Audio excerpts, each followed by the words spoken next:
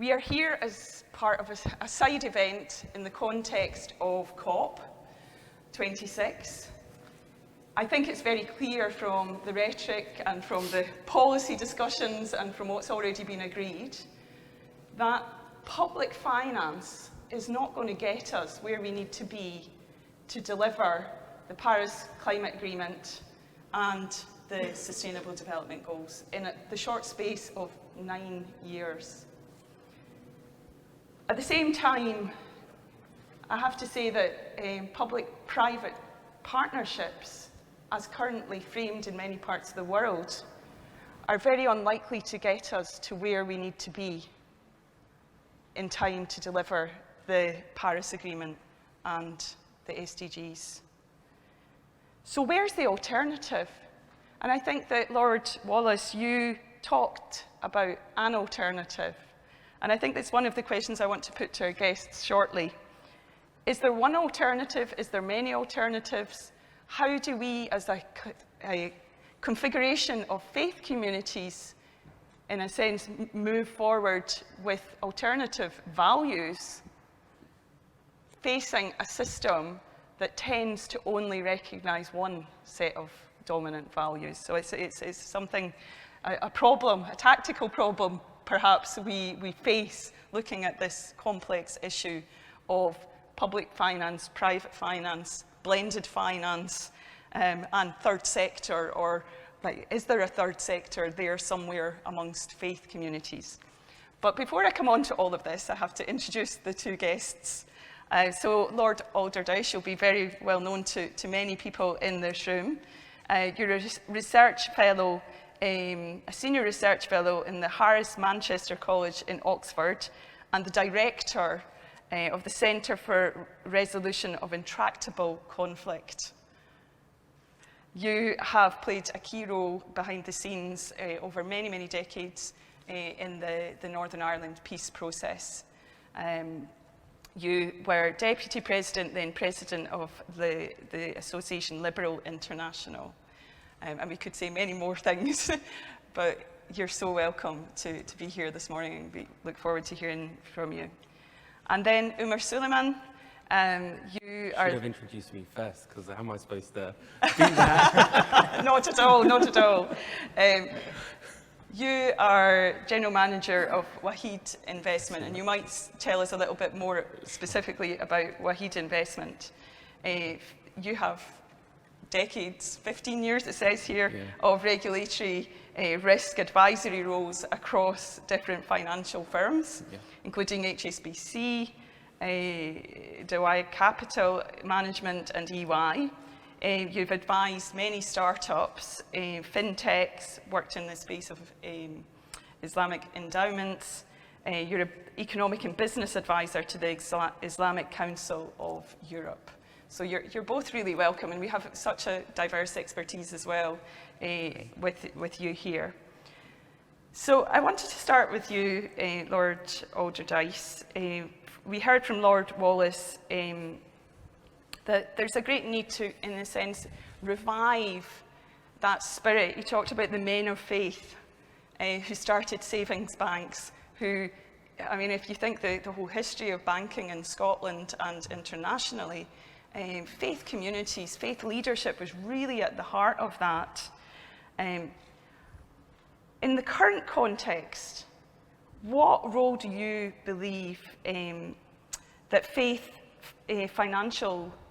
asset owners have to play in delivering the SDGs? And I think importantly, how do you feel, how does the financial sector, what can the financial sector learn from faiths? Well, first of all, thank you very much for your kind welcome, and thanks very much to Lord Wallace, to Jim Wallace, a very good and very old friend, for his quite inspiring introduction in this very historic setting. And when we look back, as he did and as you have done, to achievements that there have been, we can't sit in a place like this and not remember Adam Smith. And you can't have an Irishman here, an Irish Presbyterian, who doesn't also mention Francis Hutcheson, who of course was his inspiration. But those people had a real conflict, a very real conflict within the Christian church. So we may celebrate them now, but there were many people in the Christian church, and Protestant church particularly, who wanted rid of them because they were trying to confront challenges. And over the years, that kind of issue has arisen again and again. So in 1910, for example, we had the World Missionary Conference in Edinburgh, which was really the trigger for the more formal ecumenical movement. Not well received by lots of people within the Christian community who wanted to stay.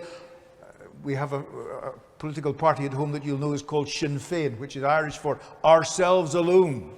But many people on the Protestant side are just as much Sinn Féiners as people on the Republican side. Ourselves alone. And indeed, one could make an argument that although much was achieved in the ecumenical movement, it really ran out of momentum. Now, of course, Edinburgh is remembered in this body of people for the Edinburgh Declaration, financial declaration, which was an interfaith declaration. It moved beyond ecumenism into interfaith conversation. But similarly, I don't think that we should assume this is going to be easy. And one of the things I would just caution against is the idea that those of us of faith are the ones that have the way of resolving this problem to preach out to those in the financial community. Because actually, there's quite a lot of difficulty within the faith communities, each of them on their own, and even more, each of them together with the others. And if we're going to be able to make a contribution to people in other aspects of our society and economy, then there's going to have to be a lot more conversation within the faith communities and between the faith communities. And that's why I think the idea of the cultural development and the cultural leadership that Lord Wallace was talking about is really very important. There's a real struggle that we need to go through to achieve that. Now, if we do that, in the process of doing that, we will be involving people in the faith communities who are working in finance. We were talking to one or two colleagues this morning about that, who are working in these areas. And it won't be so much a kind of modern day missionary movement where the faith communities go to the finance world and go to others and say, now you need to understand, you've got to do something about climate and this and that and the other thing. It's not like that. Missionary work isn't like that anymore anywhere. It's a matter of saying, let's work together, let's have conversation, let's, in the words of an old friend of mine, Ed Shapiro, let's ask the question, the person I disagree with, what is he right about? Not what is he wrong about, we could write volumes about that. What is he right about? So that we enter a conversation where we can move forward. And Lord Wallace pointed out some of the challenges, the physical, financial challenges of old church buildings, and that's true of other faiths as well. So for me, that's the challenge, to get into a conversation that will take us forward rather than us having all the answers to preach out to others. Yeah, thank you. And I guess I have to get a plug in here for FaithInvest, because that's exactly why the organisation was set up. Not to advise faiths in the sense of financial advice, but to be the space that holds some of those finance-related conversations amongst different faith groups, because that space needs to be held. But I think, Umer, coming to you, I think there's a balance almost I see between working at an interfaith level or a multi-faith level, and then each faith themselves going deeper into their own values and coming up with solutions coherent with their own values, and almost being a lighthouse for other faiths and learning from each other in a very practical way of how do you do this, rather than having the important philosophical conversations. You're the general manager of Wahid Investments. Yeah. How do you incorporate, or what's the kind of articulation of Islamic principles, values, and financial principles in the work that you're doing with Wahid? Sure. I mean, without kind of promoting Wahid, I think it's important to understand when we talk about the situation that we're in currently, and we look at faith versus non-faith players, the biggest challenge, I think, is against materialism and unbridled greed and capitalism. And this is part of a journey. This is something that we're living right now, where it's growth upon growth. And the challenge for anyone of faith and non-faith is dealing with this, because it's so easy now to access credit, buy now, pay later. It's constantly fed in. And for me and the work that I'm doing, actually, it's from our faith as well. There's a principle which is the prevention of harm takes precedence over a perceived benefit. I just want everyone to think about that. The prevention of harm takes precedence over a perceived benefit. Now, often the discussion we have, and when we talk about social finance, is how can we help a situation? How can we help people who need, various aid and so on and so forth? But actually, it's taking it back to what are the causes, what's the root of a lot of the societal ills that we have. And one of the issues is interest-based debt. The amount of debt we're living through, it's hugely problematic, and debt is a form of slavery. And so despite the facade of freedom, we're actually enslaved to debt in various forms. Now, capitalism itself is fairly agnostic. So it responds to what the market wants. And so for us, part of my mission, and I would say this generally, is around financial literacy, people understanding the role that they play, having less greed, such a simple thing. Do we always need everything that we want? And it's fulfilling our wants rather than our needs has caused us, and whether it's done on a micro level or a macro level. When you look at the consumption of the planet produces enough to feed everyone. Yet not everyone is fed. We're happy to destroy mounds of food, let it rot, than to help people or give people that food. And there's something fundamentally wrong with that. So I think we need to look at the whole value chain, the whole supply chain, and we need to take a step back and look what are the mechanisms that we're using today that has put us in this place. And for us, we've definitely identified interest-based debt as that. And the thing is, people aren't having this discussion about the role of interest in society. The Islamic faith is still pushing this, but it's something that's shared across all faiths, actually, that interest. And if you look at the Prophet Jesus, peace be upon him, the only time he actually became violent was to whom? The moneylenders. The moneylenders. So he was a man of love. This was the message of love and peace. But he became violent when it came to the moneylenders. Yet we aren't really having that discussion. So there is an onus on us to re-look back, and this is why we say, look at the cause of the harms and address them if you want to achieve a better outcome. Otherwise, what you're going to have is just structured products that on the face of it seem like they're doing better. And actually what it does, it makes us feel better. So we can go back to living the lives that we live. As long as we give some charity, we feel better with ourselves, and we can protect ourselves from it. And so what we're doing at Wahid is to try and change the narrative and look at actually moving away from interest-based debt. Thanks. That's a very interesting point there. Just coming back to you, Lord Alderdice, I was out on the march on Saturday. I have to say it was very therapeutic, shouting at the top of my lungs in the pouring rain. Felt I was doing something for climate justice. But somebody had a placard that went global. It really went viral on Saturday. And it said, it was a quote from Chico Mendes, and it says, "Environmentalism without struggle is just gardening." And I thought it was great because there's this kind of tension when we talk about ESG. That the S gets forgotten. So environmental, social, and governance factors in our investing. So how do we, we're talking here about the SDGs, it's about the marriage of the struggle for a livable future in terms of a climate, but also the social justice issues that underpin that. How do you see the faiths engaging with the ESG movement in a way to ensure that those are, as Lord Wallace mentioned, Pope Francis, that these two kind of sides of the cry of the earth, the cry of the poor, are both kept in balance together? Well, I think in many ways, Umer demonstrated this in exactly what he said, because he pointed out that for many people in the Muslim community, this whole question of how our society is structured is unjust and unsustainable.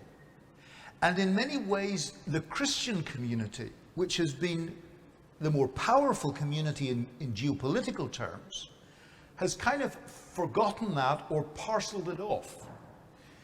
And so it seems to me that a really substantial and thoroughgoing conversation in interfaith dialogue on these issues threatens, and I use that word advisedly, threatens to open up the question for people in Christendom if we engage properly with our Muslim colleagues. Yes. For them too there are challenges as they engage with us, because in the Muslim world there are also all sorts of problems which are not able to be resolved by the Muslim world on its own. So I think you're right, it is a sort of relief to get out and be able to hold a placard and give off about it, and it's very therapeutic. And that's a good thing to do if it then gives you the passion to reflect on your own contribution to these things, not just in terms of practical things that you might do, but also in the narrative, the understanding, the culture, the way of being in the world of your whole community, and ultimately that now means the global community. And we cannot do this without each other. The big failing at the end of the Cold War was that we turned to Russia, and instead of saying, we've a chance to build a new world order, but we can't do it without you, we said, now do you understand your system failed? Ours was successful. We missed a huge opportunity to build a new world order. We have that possibility now because of the climate crisis. And we need to grasp the opportunity with both hands, but with both arms around each other. Thank you. Fantastic response, and very, very inspiring. I maybe come to the last question to you both now. After the COP, I mean, we're going to come to the end of this week, I feel, and people will be scratching their heads, saying, is it a success or is it a failure? So many people are asking me already, do you think it's a success or failure? And I think there's high on rhetoric, as I said, but the substance of it. So there's going to be a kind of question mark over, are we doing enough? And one of the statistics, I have to say, that's been repeated to me, it was also repeated this morning from various different forums. It's strange that 80% of the world's population belong to a faith community. I think that this is one of those statistics that's entering the ether in terms of the climate world and the Sustainable Development Goals. So at the end of this week, thinking at the end of COP, what one thing, Umer, starting with you, would you like to see faith asset owners doing after COP in order to step up the engagement of faiths in financing the SDGs? There's a lot of things that we need to do, and I think that the one message I would say is that we need to move away from proselytizing and to start doing. And we need to be the example that we want from other people. And that means actually doing. I think we've spoken about this, we understand it. We need to take it back to our communities, whatever those communities are, however we measure them, and tell them it's making the small changes. Everyone often talks about the butterfly effect in a negative way. But, you know, a butterfly flaps its wings halfway across the world and there's a hurricane. But actually, it can work the opposite way as well. So a small change, it's just turning the dial. If everyone does it a little bit, then there'll be a huge impact. And I think it's for us to go back and educate our communities about making those small changes, not because you have to, because someone's going to tell you from some form of regulator, but because you want to. And that's them understanding that this is our collective planet. It's our home that we share, and we want to maintain it for each other and ourselves. Thank you. John? Well, I suppose there's a couple of things for me. The first is your statistic. If 80% of the population of the world have a commitment to faith, then people of faith bear the responsibility for the mess we're in, because they're the overwhelming majority. Very good point. So that's the first thing. The second thing is, one of the great lessons of the Scottish Enlightenment was that if we scientifically analyse things down into their individual components, we can learn a great deal and achieve a great deal. And in a way, that's what the SDGs do. The 17 SDGs, they break it down into individual components. But the truth of it is that we cannot achieve these SDGs separately. And one of the things that science has begun to learn in the last 30 or 40 years is analysing things down into their fundamentals actually loses data, information and structure, which is why we've now moved on from that kind of science to complexity science and complexity thought. And in a way, what that says is you cannot resolve these important human questions, societal questions, even scientific questions by splitting everything apart, but rather by the more complex process of bringing things together and working together on them. So I think this, and I think for all of us, whether it's in science, whether it's in theology, whether it's in biology, or whether it's in sociology, bringing things together and looking at them from through a complexity lens is the wavefront. That's the way forward. And we will not resolve climate on its own, or poverty on its own, or the potential of serious war on its own. And by the way, the SDGs consign conflict of all kinds to SDG 16, right at the tail end, because SDG 17 is only about implementation. So conflict almost didn't get in at all, despite it being the fundamental purpose of the United Nations. We cannot deal with these things without finding a way of working together rather than engaging in conflict. And that's the challenge for all of us as people of faith. We have a history of using our faith in conflict with each other rather than in finding a resolution to our conflicts. And that must be the inspiring thing from all our faith leaders to take us forward. Thank you very much. Thank you to Lord Alderdice and to Umer Suleman for this really thought-provoking fireside chat. Thank you. Thank you. Thank you.